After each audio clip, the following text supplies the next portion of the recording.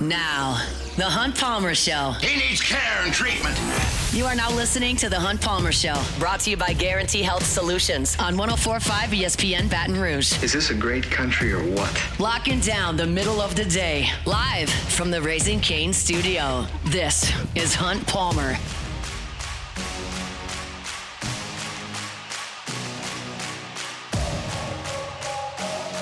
Hour 2, Monday edition of the Hunt Palmer Show, 104.5 ESPN Baton Rouge. Got plenty to finish up with here on this Monday edition. We'll do a little stock up, stock down, vacation style in 30 minutes. Talk some more LSU baseball coming up in 15 minutes. But ESPN had an interesting list. And it's what season it is. It is what it is. Can't change time, and I'm not going to break down USA-Belgium for 2 hours. So we'll look at best college football players of all time by jersey number. And I wanted to see where LSU would be represented. I felt comfortable suggesting, and you never know, because I can't tell you who wore number 9 for Yale in 46 when they were a powerhouse. I don't remember what number Tommy Frazier wore. I know who he is. I don't know exactly who was winning the Heisman in 1973 and what number he may have wore, but I figured Joe Burrow had a chance. I figured Glenn Dorsey had a chance to be among the best in their jerseys, if not the number one all time. And then I was curious also to see how many I had seen in person. So I went through, and number 9 was, in fact, Joe Burrow. Joe Burrow beat out Peter Warrick. He beat out Steve McNair from Alcorn State, beat out Bryce Young. That's a fairly weak number for that high. The best players, the skill players, are going to wear 1 to 19 to 20 to 25 for running backs in college football. I just figured Peter Warrick was great, and Steve McNair is a heck of a player, and Bryce Young won a Heisman. But you look at this list, there are a lot of numbers that were better than that. But Burrow was, in fact, the only LSU Tiger to be named the best of his jersey number from 0 all the way to 99. He was it. But there were 1, 2, 3, 4, 5, 6 LSU Tigers that were close. They also did 3 honorable mentions beneath the number 1. Jamar Chase was honorable mention. He was behind Larry Fitzgerald, who was said to wear number 1 the best out of anyone. Patrick Peterson did receive an honorable mention behind Michael Vick. Tommy Casanova got an honorable mention. He was behind Doak Walker, who was a 3-time All-American and won a Heisman at SMU. So pretty good player. They named the best running back award after him, so I don't have a huge beef with that. Alan Faneca was right there on the list. He was an honorable mention behind Refrigerator Perry, who was a 3-time All-American at Clemson.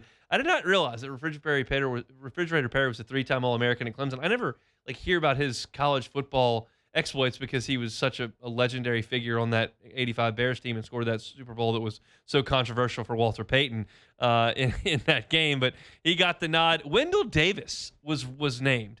Leon Hart from Notre Dame, who won the Heisman in the 40s, was said to be a better player to wear the number. And I thought that Glenn Dorsey would be number 72. I just thought he's the most decorated defensive player in LSU history. 72 is a number reserved for defensive linemen and offensive linemen. He's got a chance because you're not going to be dealing with Heisman winners when you're talking about 72. So for him to have won all those defensive awards, I thought he'd have a great chance to win it. He did not win it. He was second to Bronco Nagurski at Minnesota, who was a legend there. That was pre-Heisman days. He played some positions that don't exist anymore, but is a legendary figure in the college game. So Glenn Dorsey was on the list. So Burrow won, but Dorsey, Wendell Davis, Alan Faneca, Tommy Casanova, Patrick Peterson, and Jamar Chase did not make the list of the best to wear their numbers. I was also curious how many I had seen all time, because I've seen a lot of Heisman Trophy winners in person. You go to as many LSU games as I have. I've been to almost every home game since 2005. And the SEC's had a heck of a run of players over the course of that time. And I went to a lot of away games as well. So when I look back at Heisman winners that I've seen in person, obviously Jaden Daniels, seen him in person. Bryce Young, seen him in person. Devontae Smith, Joe Burrow, seen them in person. Derrick Henry, I've seen Johnny Manziel. I've seen Cam Newton. I've seen Mark Ingram. I've seen Tim Tebow. I've seen Troy Smith was not the quarterback of that team. He was the year before that, so I have not seen him. Jason White. So that's 15 Heisman winners that I've seen in person. So I was curious, like, how many guys that were on this list that I would have seen. And actually, it's only 3. It's only Joe Burrow, who was the best number 9 ever. It's Tim Tebow, who was the best 15 ever, and that was a loaded number. And then I've seen Derek McFadden, obviously, in person, but he did not win best ever number 5.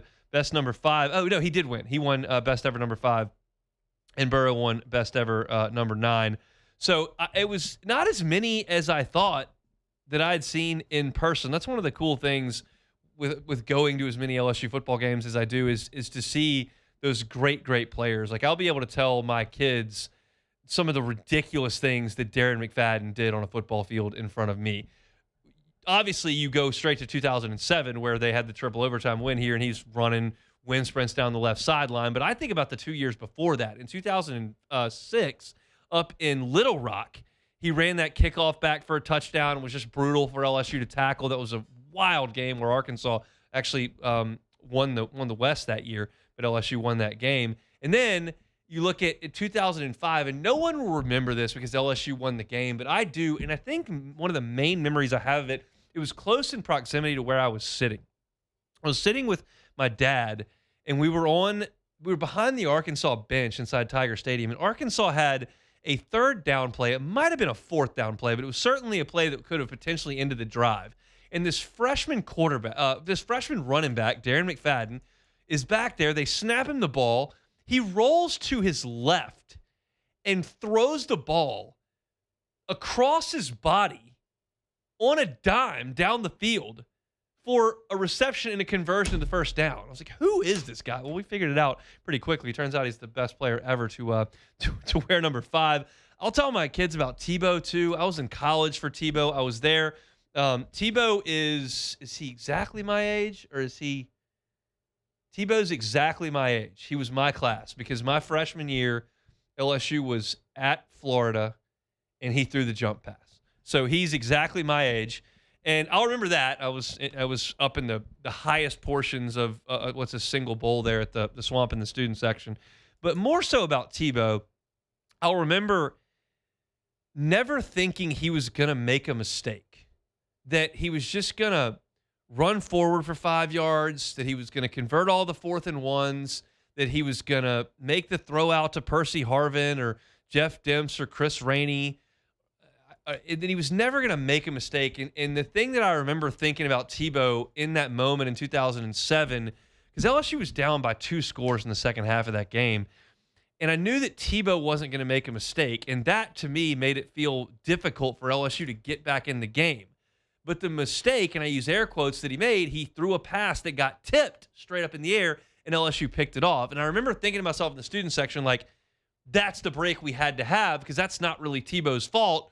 LSU made a play on it because he wasn't going to throw a pick.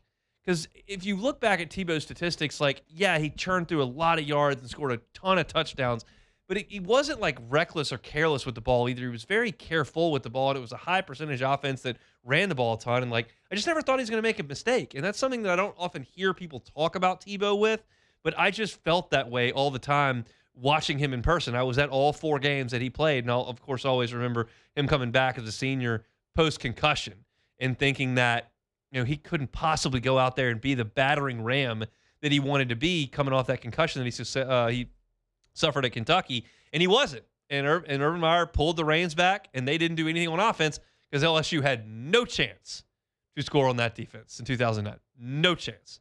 That was when LSU was really fighting it with quarterback play. They had turned the reins over to Jefferson, who was a sophomore, and that Florida defense, those Florida defenses were just absolutely loaded, and LSU just couldn't do anything. And Tebow made one pass down the right sideline to Riley Cooper, I think, and that was the end of that game. I think Florida won at 10-0, maybe 10-3, but it was Tebow didn't make a mistake, and that's what I will always think about him. But I'm disappointed that on the entire list of guys that were the best to wear their uniform, those are the only 2 guys to see in person, because I certainly saw some terrifying dudes, and I realized that he wouldn't be the best to wear the number. I'll check and see who was. Derrick Henry scared me as much as sorry, not Derrick Henry. Trent Richardson scared me as much as anybody when he was in the backfield with those Saban teams. Now, LSU corralled him for 7 quarters in 2011 when they had to, and he busted free for the touchdown that I actually was in the elevator for, heading down from the press box, so I didn't even see it live. But the best threes ever were Carson Palmer, Joe Montana, Keyshawn Johnson, and Todd Gurley. Man, Trent Richardson was a bad dude. I know it didn't work in the NFL, but he's as scary a player as I remember dealing with. Not that I was dealing with him on the field, but like I remember being in the stands and watching. Thought Trent Richardson was a freak of nature. But it's just a fun list for this time of year. The top 100 players to wear the 100 numbers in college football. So you can go check that out if you'd like. LSU well represented beyond Burrow, but he's the only one that actually stands alone holding that number. So we'll switch back to baseball. LSU got a high schooler to pull out of the draft last week. It's good news. Next. The Hunt Palmer Show. One Bath and Closets. OneBathAndClosets.com is the website. David Duvall and his team, 30 years redesigning and remodeling bathrooms and closets. You say redesign and remodel, that makes you feel, when I say that it's out of preference. I just like this to look fresh. And if that's the case for you, great. David Duvall is happy to come in and handle that. But he was talking to me 2 weeks ago when we sat down at breakfast, and he was saying, look, oftentimes people see a crack in their tub, they see a crack in their shower, and they don't consider it a big deal. And then time goes by and you don't realize what's happening. And then you've got a major repair work on your hands because water gets places. It's got to go somewhere and it causes significant damage. Down here in Louisiana, it's hot, dark places. You're talking mold, significant issues. It can get into walls, into ceilings. It can really, really drive up the price of a repair if not taken seriously.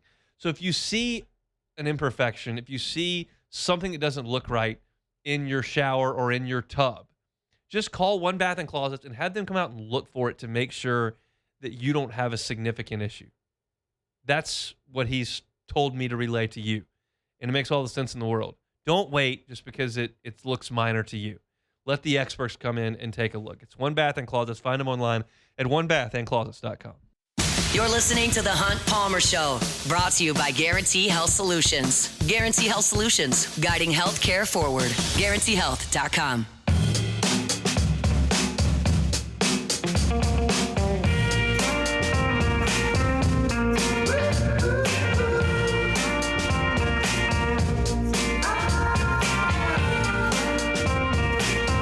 Love talking about friends at Fabry Chevrolet GMC. They're online at FabryChevrolet.com. It's such a great website. It's so versatile. It's so user-friendly. It allows you to search the entire inventory of Fabry Chevrolet GMC. If you're looking for new cars, filter by new cars. Looking for pre-owned cars, filter by pre-owned cars. You're looking for pre-owned by mileage, you can filter by mileage. You're looking by price, filter by price. You're looking for an SUV, different body types, you can do that as well. It's so user-friendly, so you can get a sense of what they have, and then you can start to dig down on the details of those that fit your criteria. And then you can go see them, and you'll get that unbelievable buying experience that you really want when you're buying a vehicle. Fabry Chevrolet GMC does it because the Fabry family's done that for 35 years. Make that short drive to St. Francisville. They're on Highway 61 in St. Francisville. Just a quick drive from Baton Rouge for a great deal, wonderful buying experience, and great service after the sale. If you're looking for an SUV, they've got you covered. Brand new truck, they can do that for you as well. Pre-owned vehicles, they've got them in stock at Fabry Chevrolet GMC. Start your buying process online at FabryChevrolet.com. All right, big news for LSU last week when I was out, and we're going to kind of hit those over the course of today's 2-hour show. They got another high schooler to pull his name out of the draft. They've had some success with this over the years. Stephen Milam kind of started the trend 3 years ago. Then you saw some guys follow up with that. And you saw Derek Curiel pull his name out of the draft. You saw Omar Cerna pull his name out of the draft. And you sense the impact that those guys had as freshman players. They all became starters. Now, I think this one will have a tougher time breaking through the lineup based on what LSU's got coming in the transfer portal. But Nate Davis, is a heck of a player. This is a guy who, in a similar way to Derek Curiel, was a famous young high schooler. He was a top 10 player in his class very quickly in the high school ranks. There are guys that just develop at different speeds. And because of Davis's natural athleticism, he just caught a lot of evaluators' eyes early in his prep playing days. He's based out of Orlando, and he's grown now. He's 6 feet tall, 180 pounds or so, but he never got to be, some sort of 6'3" physical freak. Like Connor Griffin's a great athlete, and then he grew to be tall, and then all of a sudden you've got this huge guy. And now Derek Curiel on the other side, he grew to be 6'2", but he's just kind of a thin frame. He's kind of still a thin frame 2 years into college. And Nathaniel Davis just didn't become a huge guy. And honestly, this is a college baseball program who goes after elite players, draftable players. They're going to have a flaw. If they don't have a significant flaw, they're hard to get to campus. You need your pitcher to be 2 inches too short or maybe a little bit of command problems. Unfortunately, and I hate to say this, but I'm just telling you the truth, Tommy John. Like Kate Anderson had Tommy John surgery. He just probably wouldn't have come to college. But same way Alex Bregman broke his hand when he was a senior. And if he doesn't, and he hits like he had been hitting, he was probably a first-round pick. And I don't know that Nate Davis's size is a flaw. He's 6 feet tall and 180 pounds, and he's not even enrolled as a freshman yet. But he's not 6'3". And he doesn't right now hit for a ton of power. What you've got in Nate Davis is a very, very, very good athlete. One of the better runners in his entire high school class amongst the elite prospects. He has gone to showcases and finished in the top 2 running. And that's the kind of athlete that you're going to get. He's a left-handed thrower. He's a left-handed hitter. He's got a good arm. He's been a really good hitter at times in his young career. I saw and read that he was the MVP at a Perfect Game World Series in the 16 unders, where he hit 500 and was 6 for 6 in steals. The next year at the 16U WWBA, he hit 440. He's played against high-level, showcase-level players. He's always hit, and he's a really, really good athlete. This projects as the center fielder of the future. Now, look, you got Bino Waters, a third-year player and potential first-round pick in left field. You just went and got a really, really talented second-year player from Oregon to play right field. Jason Wax has hit for 2 years at the college level. You've got William Patrick returning. It's a crowded outfield to consider Nate Davis a slam dunk to be a starter. Now look, 2 years ago, as a freshman, Derek Curiel was coming into an outfield that had Jake Brown coming back, that had Chris Stanfield, who had started in the SEC, coming in, that had Josh Pearson. There wasn't immediate room for him, and then he came out and was the best hitter on the team in the fall. That's what it takes. That's what you have to do. And if Nate Davis wants to play early on, he's going to have to compete. He's going to have to show up against a big physical pitching staff of 95-mile-an-hour fastballs and hit like crazy. But he's a third-year player. He's not a draft-eligible sophomore. And he's a guy who's obviously prioritizing the college experience based on what Jay Johnson and his staff have told him about what they can do with his skill set, because it's a very, very exciting one. And when you develop players like Derek Curiel, it attracts great players behind them. And Nate Davis is a similar profile to Derek Curiel. He's a better runner. He's not as great a bat-to-ball player, but he's a projectable, high-round talent who's been a famous prospect that's a left-handed hitter, that's a good athlete in the outfield, that right now doesn't hit for a ton of power. And that's the profile that you can get to campus. If they're 6'3" and already hitting for power, forget it. It's not going to happen.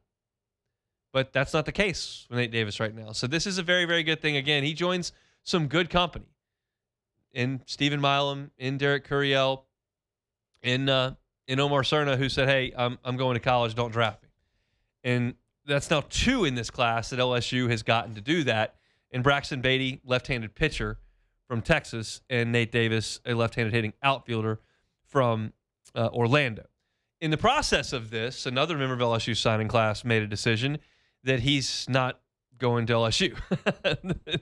He's going to UCLA, maybe. It's CJ Weinstein, who is a projectable left-handed hitting infielder who's 6'2", 6'3", has also been a pretty famous high school prep player in the state of California. He's from Newport Beach, and he decided he was going to go to UCLA or go into the draft. He's a very much a draft risk this year.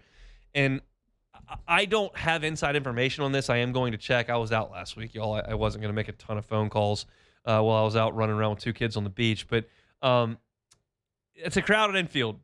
And Stephen Milam's back, and they went and got Dawson Park, and they went and got Cade Curlin, and they've already got Jack Ruckert, and they've already got John Pearson. You start to look at that, and CJ Weinstein is a draft-eligible sophomore. So for him to come in and not play a year, which is a possibility if you show up here, that's not good for your draft status. Like, you can obviously break out as a sophomore, go nuts, but scouts would like to see you for 2 years, and he would kind of be off the radar for a year, and that's a tough thing to do.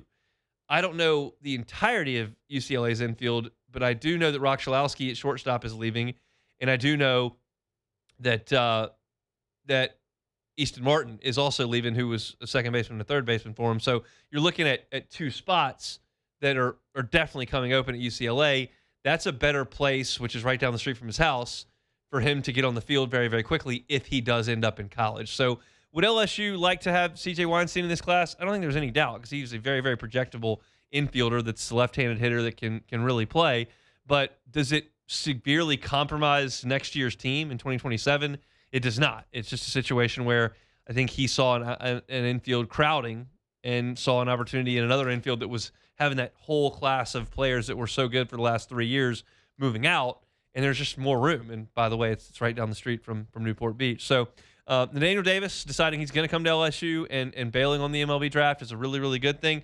CJ Weinstein, you'd love to have him in Baton Rouge, but he decided it was best for him to make another decision, and that's what he has done. So we'll talk about the rest of LSU's signing class probably on Wednesday or Thursday of this week. The draft is on Friday and Saturday, or maybe Saturday and Sunday. I'll have to check. It's this weekend. It's a different days of the week, but they're gonna do it up there in Philly, All-Star Weekend and whatnot. So I will get as much intel as I possibly can on LSU's high school signing class, and we'll dive into that a little bit later on this week. But the decisions that have been made, Nate Davis and CJ Weinstein, Braxton Beatty, we'll get you those right now. You can read about all those players at louisianasports.net.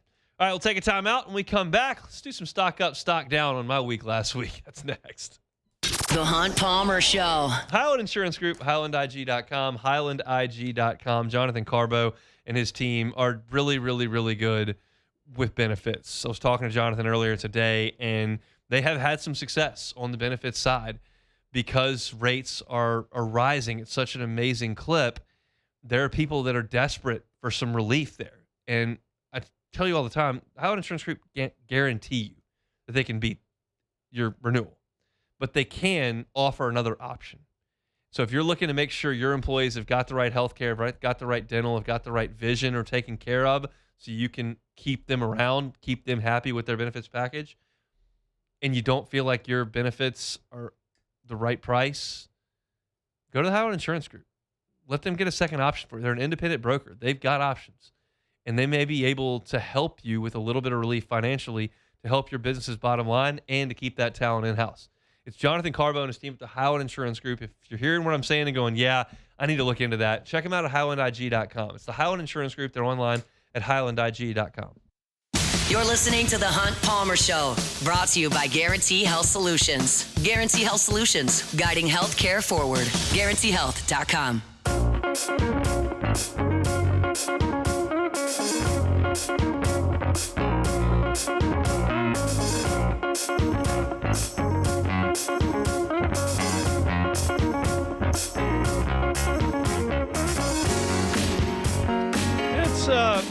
It's good to be back. I know I was talking to my wife last night, and she was a little apprehensive about going back to work after a week off. I'm lucky in the sense that I enjoy the content of my job. I think that allows me to reintegrate back a little easier. This is not my favorite time of the year to do the job, But it's just not that hard for me to get up this morning and write a story about LSU's defensive ends, and then to come in and write a story about SEC Media Days, and then talk about LSU baseball for a couple hours. Like I can handle that. Sounds like a good day. Yeah, it's good to be back. So last week, obviously at the beach, it was me, my wife, and our 2 kids, 15 months and 4.5, and then my sister, brother-in-law, and their 2 kids, 7 and 4. And this is not a segment about my family's beach trip. I just know that a lot of people go to the beach and can relate with what we're talking about here. Maybe a tip or two or a suggestion or thought you might not have had based on our suggestions. We'll do a little stock up, stock down from the Palmer family beach trip here. Stock up, way up on 4 and 7-year-olds at the beach. They just had a blast. We went crabbing every night. Oh, wow. You had a good time, man. Well, we went crabbing every night. The first night I saw 2 of them. Now, they got away really quickly, but we did not see one the rest of the time, and they still could not have wanted to go worse. But Myers was just begging for it to get dark so he could go out and crabbing when he didn't see a crab at any point. But they had a blast doing that. Loved getting in the water, loved the sand, loved snacks on the beach, like the whole thing. They loved it. Stock down, 15-month-old at the beach. My man Keller had some moments where he would sit in the little kiddie pool, had a couple moments where he sat in the sand, had a couple of moments where he sat at the tide. But we couldn't crack the code on him. If he wasn't napping on somebody's chest, he probably wasn't thrilled. It just did not. He was okay. It wasn't a nightmare, and there were 6 adults that had the ability to kind of pass him here or there. It takes a village. You take him up, and you got an army of 6 adults. Somebody's got to take one for the team. I let him nap on me for an hour and a half one day. His mom did that a few times. Yeah, but pass him around. 4 and 7-year-olds were great. The 15-month-old, we didn't quite crack that code. So we'll try again next year. Man, I thought he had a good time because all the other kids had a good time. He had a good time at other places, but the beach was not his favorite. Stock up for those that want to go play golf at the beach. We went to Destin. We played Kelly Plantation. We played Regatta Bay. We played Windswept Dunes, which is about a 40-minute drive. All the courses were in great shape. I loved it. I have played those courses multiple times, but I've found them to be not in great shape a couple times, including last year, Windswept Dunes. But we did play. If you got a beach trip coming up in the next couple of weeks, month or so, and you want to play a round of golf, Kelly Plantation, Regatta Bay, and Windswept Dunes were all in fantastic shape. Me and my dad had a great time out there. Stock down, never seen this. The jellyfish situation. Oh, yeah. It was a problem. And now it was only 2 days. We had a week, and there was only 2 days. But I am aware of jellyfish in the ocean. I'm aware of people getting stung by jellyfish. I have seen jellyfish. Like, I'm aware of the situation. I've been going to the beach since I was 4. I have not seen this before.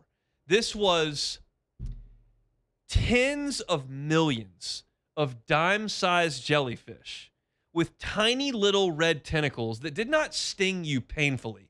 But if you got in the water and stood there for 5 minutes, you would start to feel itchy, and then when you got out, it was a problem. Okay. It was a problem for adults, like, this is not comfortable. Like, I feel like I got bit by a bunch of ants.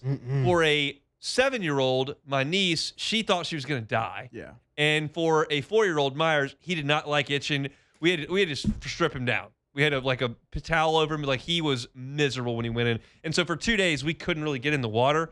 It was gone by the end of the trip. So if you're, like, going tomorrow, I wouldn't sweat it. But, like, I've never seen that. I've never, like, and you could walk out. You could not see them from the house or you could not see them from the shore. Oh, when we got But close. if you got in and just looked down, they're just everywhere. And not like, oh, there's one over there. There's one, like, everywhere. It must have been like a breeding season or something. I don't know what the deal was, but they were gone for the last couple of days, which was good.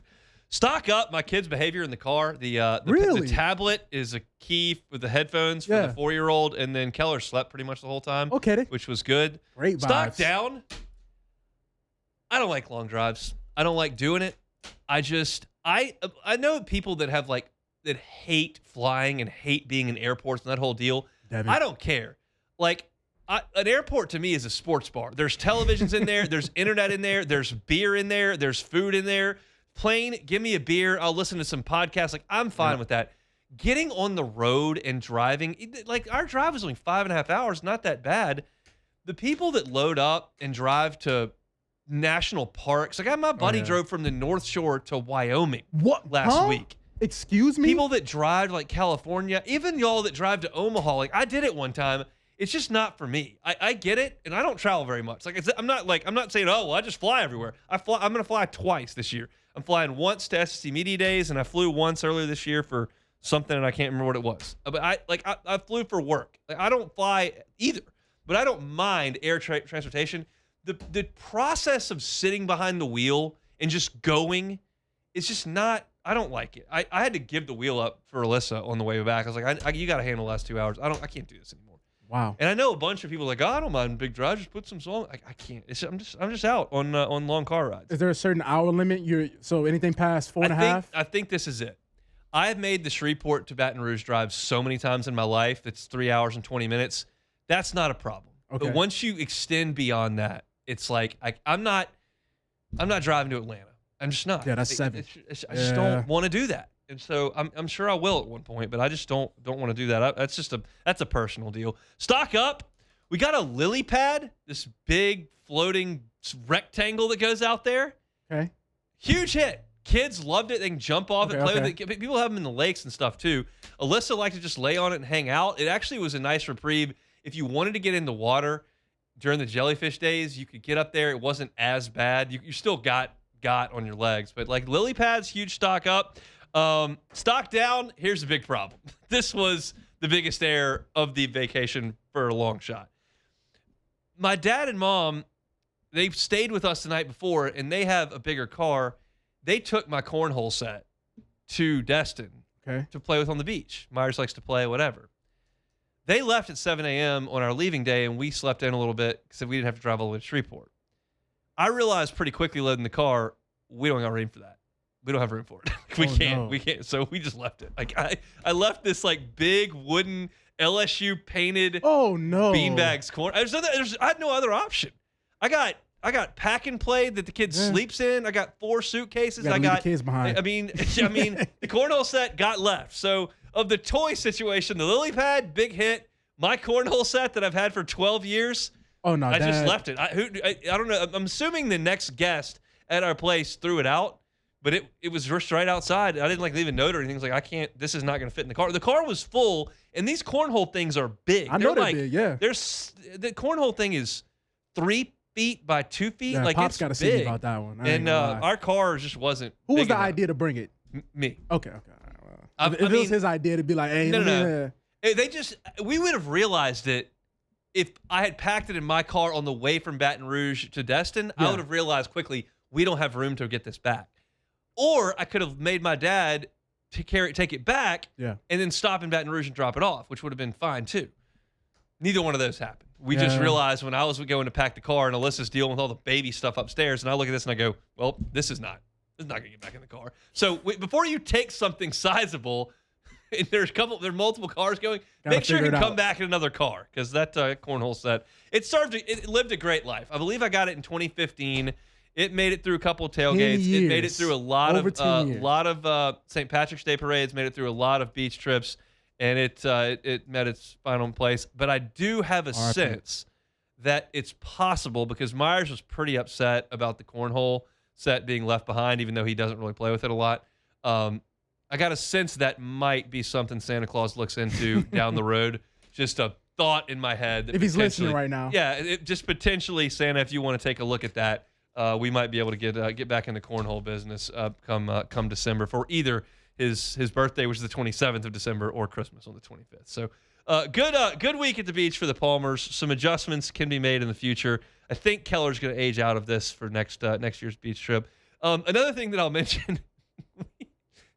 They have this guy that carries this ice chest with huge wheels on the hard part of the sand and sells ice cream. Okay. Would you like to guess what the cost is of one popsicle ice cream bar out of the rolling beachfront ice chest? Well, in this day and age, everything's expensive. I'm assuming just one. $3.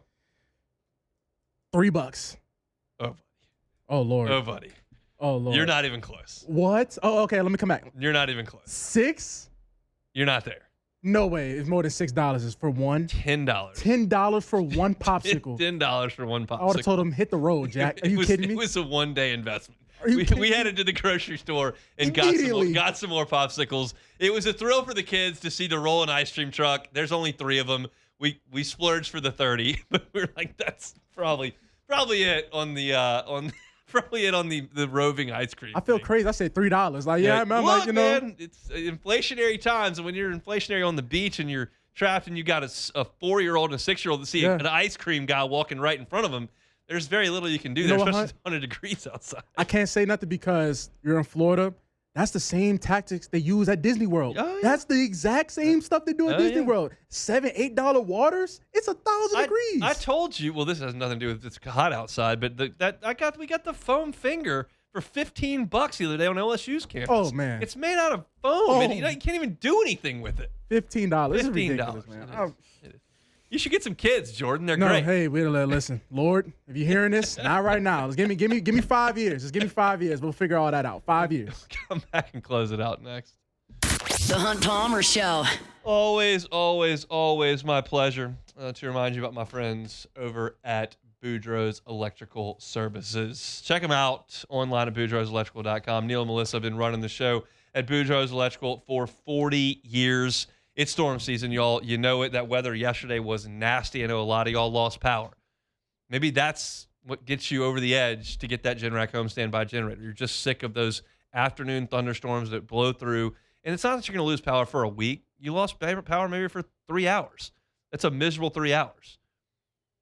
The folks at Boudreaux's Electrical Services can get you that Generac home standby generator that you need to keep you protected from those power outages. And the best thing is they're local, so they'll monitor it as well. They'll make sure you are taken care of, that if there's a mechanical issue, you've got a local team that can go out and do the repair work and make sure that it's ready to go at the time that you need it most. Give them a call at 985-397-1562. That's 985-397-1562. Or the Gonzales location, 225-393-89. That's Boudreaux's Electrical Services.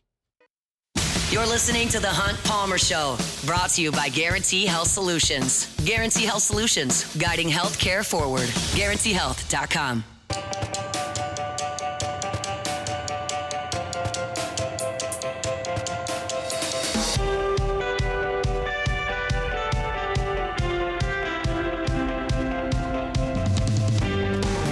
Guarantee Health Solutions brings you our Monday shows each and every week. They're guiding healthcare forward over at Guarantee Health Solutions. Check them out online at GuaranteeHealth.com. That's GuaranteeHealth.com. Rachel Fricke and her team just do awesome work with the healthcare system. They've done such an awesome job in such a short time, and it's because word of mouth is spreading, that people in the healthcare system know just what they can do for you at Guarantee Health Solutions. They bring the hospitality aspect to the healthcare system.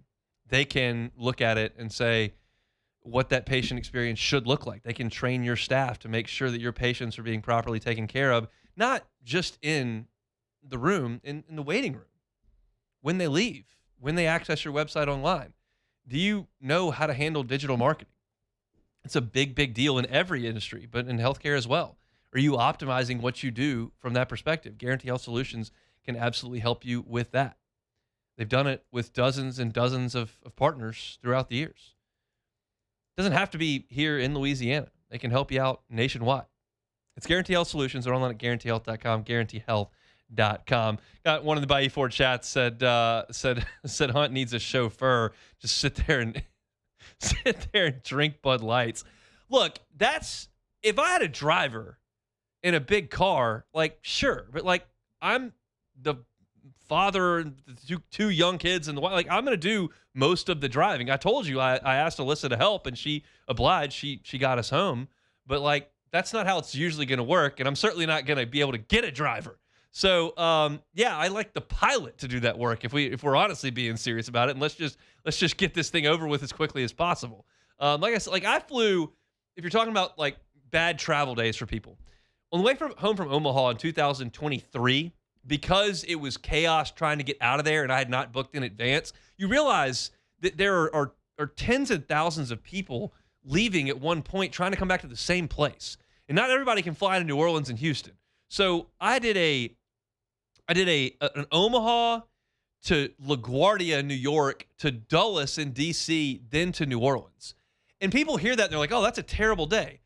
Not really. Like, I got up, flew to LaGuardia, ate lunch, waited for an hour, listened to an LSU baseball podcast, match show or something, flew to Dulles, drank a beer, watched PTI or something, flew to New Orleans and got that's stress-free to me, just sitting on an airplane, going through my phone and listening to a podcast and having a beer in the airport. Like it's stressful to sit there and lock your hands on the wheel and stare at the road for 5 hours straight. I just don't want to do that. But that is certainly not a right and wrong proposition. It is a personal preference. I just don't like the energy that it takes to drive. I would rather someone else do it. So, yeah, if you got a driver that'll do it for free and put me in the back seat, I'm all in. Tell me this, how was the coming back towards Mobile in Alabama? Because that sucked. Back was easy. On the way there, it got a little bit. I hate got a little bit Alabama. stop and go. It's terrible. And keep in mind, I was driving my grandpa's truck when I went to Panama City a couple weeks back. Our air literally goes out while we're stuck in Mobile. In that right when you're on the bridge going through Mobile, getting to the city, air goes out. We're sitting on there. I'm like, dude, you gotta be kidding me right now. That's not good. Miserable, Hunt. Miserable. That's a sad day. Take it or leave it. Let's go. Take it or leave it. Take it or leave it. Today's hottest stories in sports, news, and sometimes even Hunt's life. The question is, will he take them or leave them?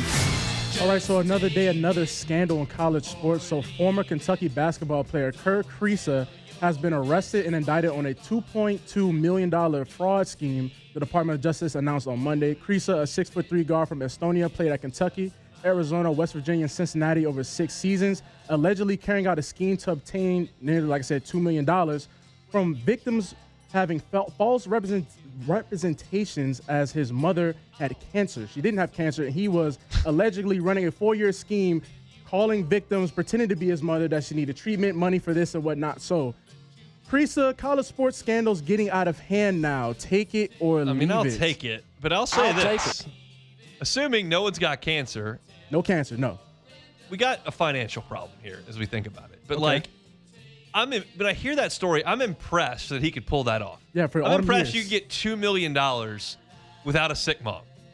Yeah, and also because, like I said, he was pretending to be her, so he was doing this for 4+ years, pretending to be his mother with cancer. It's psychotic behavior, and certainly should involve a lot of prison time. But I'm impressed that you could get that much money out of people without a sick mom. For that long, too. For that long. Yeah. So the Washington Wizards now have 23% of active first-round picks on their roster, as they just drafted AJ Debinsa, Anthony Davis, and recently picking up DeAndre Ayton from the Lakers, getting traded there. So are the Wizards making noise with all these number 1 picks? Take it or leave it. I'm going to leave it. There's people in like a PFT commenter who's a DC area guy. PFT seemed to be pretty excited about it. He got Wizards season tickets apparently for this year. But I mean, how many games is Anthony Davis going to play? Like 14? Maybe 12, honestly. I mean, DeAndre, did you say Ayton? Yeah, DeAndre Ayton for the Lakers last year. He got traded there for pennies and a couple of Kool-Aids. It doesn't sound like a great team to me. It sounds like a team that might sell a lot of jerseys in the D.C. area in November. They need a rebrand real bad, too, if we're talking about the Wizards jerseys. But, I mean, look, Trae Young and a bunch of, AJ, we'll see. I highly doubt. Trae Young can still play. Yeah, I highly doubt the Wizards are going to make any noise. But it's kind of cool, though, having all these number 1 picks, and we'll see if there's any type of luck behind that. So, Waffle House locations in the United States, 2,000. Let's see where this is going. 2,000 Waffle Houses in the United States. And in Belgium, 0. So is America the real waffle king of the world? Take it or leave it. I'm going to leave it. What? I know everyone hates this take. Waffle House serves its purpose wonderfully. Yeah. When people suggest it's some sort of culinary revolution, it's where I have to draw the line. No. The people here? Hester's like, this is incredible. It's fine for what it is. I can do a frozen waffle and scramble eggs at home that's better than Waffle House. However, I'm not going to turn down Waffle House because I love breakfast food. But I'm not swearing by Waffle House. There are a few restaurants in the fast food hierarchy here in America that I'm just not willing to defend with all my honor. But Chick-fil-A, Waffle House. What'd you just say? No, but I'm saying, but there's 0 in Belgium. How are you guys the waffle guys? Because Waffle House doesn't have very good waffles. Oh, man. They're fine. They're like this thin. Hey, see, it's all about the time you're getting. Waffle House is a lot I want better. one of those big, fluffy Oh, waffles. see, look, yeah, this Waffle House, baby, we ain't got that. It's supposed to be drunk. It serves its purpose. Yeah. It's just not that good. It's drunk eats. Oh, my God. You need a little drunk eats. So that's it. This show went off the rails. Well, we love it. It's Monday. It's Monday. Let's go off the rails on Friday. We're starting the week Yeah, off you're the right, rails yeah. because we honestly, we just have to get through the next 2 weeks. That's it. But we did a almost lot there, today. Talked a lot of baseball. Talked a little bit of football as well. You can go back and check that out on demand. Just search the Hunt Palmer Show. All right, that's it for us here on this Monday. Back in the saddle. Glad to be here. Matt is out this week. He is at the beach. Hopefully no jellyfish. Moose Show will drive you home. That's coming up next. The Hunt Palmer Show. I just can't seem to find my live read sheet, but there it is. Lifetime Roofing is the final live read that we have not done, so we'll do it right now. They're online at lifetimeroofingla.com, lifetimeroofingla.com. Remember, I talk you all the time about Lifetime Roofing and their ability to help you with your roof, whether that's a new roof or that's a repair and inspection on your roof. But what they also do is professional installation of gutters. They do professional installation of siding. They do professional installation of windows. Whatever it is in your exterior of your home, you can have Lifetime Roofing take a look. And they're thrilled to be able to offer 0% financing for up to 18 months. And they're obviously over the moon to allow you to get a lifetime workmanship warranty. The materials are backed by Certainty. That's one of the oldest and most trusted names in building materials. So find them online at lifetimeroofingla.com. It's Lifetime Roofing. You can find them right there online at lifetimeroofingla.com.